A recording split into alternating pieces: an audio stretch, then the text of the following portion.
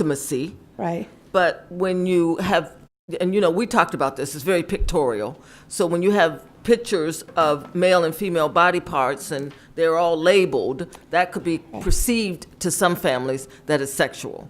And so the question becomes, when do you begin to introduce these pictures of body parts and talk about intimacy at fourth grade, which is essentially ninth grade. And in some cases, the kids, 9 years old, the kids could be younger because of their birthdays. So what it shows, and it showed also in the video that we have been showing for the last, since 2011, is body parts of the male, of female. So yes, it does show pictures of that, but it's same thing in the videos that we're showing. But I think what the parents were reading were the instructional The lesson itself. lessons Yeah. that go along with that. And I think at the first lesson, I don't have it right here in front of me, I'm just going off memory, but it started to introduce it sooner than the other concepts like healthy relationships and nutrition and those other things. The lessons started out first talking about sexuality and what it means to. Well, it's really, it's the basics of puberty is what they're doing. I And that's know, fourth but- grade. Fifth grade, yes, goes into more detail. Yeah, Correct. right. This is taught in the spring, correct? Trustee Sweeney. Yes.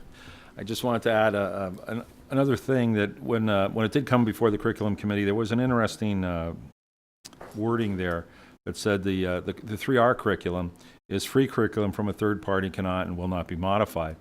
And I think we shouldn't limit ourselves, especially in something like this, to cost. We spend thousands for consultants to come out and tell us air conditioning, lights, traffic flow, and these things. So just because something is free doesn't mean it's the best. And I think we should look at. And I think that we have to have the ability to modify it when we own it. That was one of the attractions of Flash, that we could take and use it as we chose. I understand when an author has a product and we buy that product and they control whether it can be modified or not. And I don't think we should limit ourselves to things that cannot be modified, or that the attraction of something is free should not be the reason that we even consider it. It might be the right solution, but it shouldn't be. It shouldn't even be a consideration when we're trying to find out what the right is. Vice President Burke. Thank you. A few comments. One is mentioned about, there's a lot of comments about teachers aren't trained. I think that's very subjective, and I don't think we've really heard from teachers to tell us that they feel that they've been insufficiently trained. In fact, the opposite. We've heard one teacher say that he thought the material in the curriculum was very appropriate and was thrilled with having that rather than the old curriculum. In addition, we had one person say kids don't see gender. I think we had a lot of students former students come to us tonight and last week or 2 weeks ago and say, I knew, and I wish my classmates knew. I wish we had this conversation when I was in fourth grade. So because of that, I feel like fourth grade is very critical. I think all of us who have been out at school sites, we see fourth graders every day. They are growing, they're changing, their bodies are changing. Some of them are struggling with their identity. And to deprive them of that education and that opportunity to have a safe place in which to discuss it, I think is doing a detriment to them. As to the speaker who said, don't we have enough sex in our society?